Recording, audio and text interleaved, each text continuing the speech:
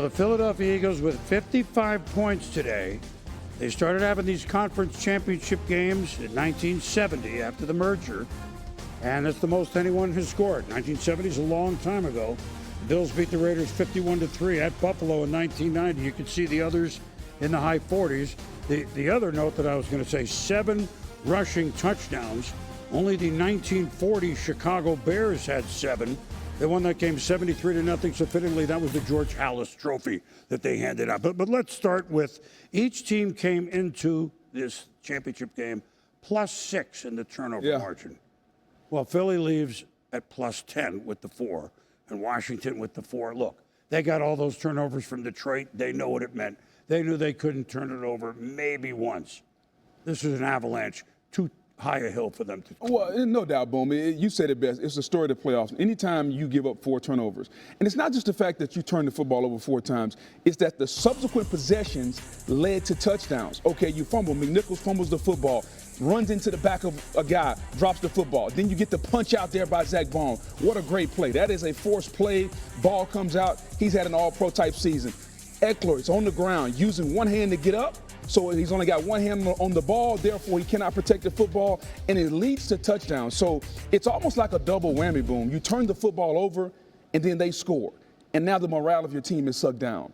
We knew Washington had to play a pretty much perfect game. They were outmanned in this game. I think everybody realized that. But the things that they had to do to win, they didn't do. Limit Saquon Barkley in his big plays. First time he touches the football, he goes 60 yards. Not turning the football over, 4 turnovers. So I think in the end, Dan Quinn will be proud of his team, but he's got to realize in these big games, more games are lost than won. They lost the game by turning the football over today. Well, he knows it, and that, but Philly at the time, because Kansas City won. So of the what? We've had 12 playoff games. 10 of the winners turned the ball over 0, okay? The Chiefs won with 1. So that's part of it. I thought Jalen Hurts threw the ball.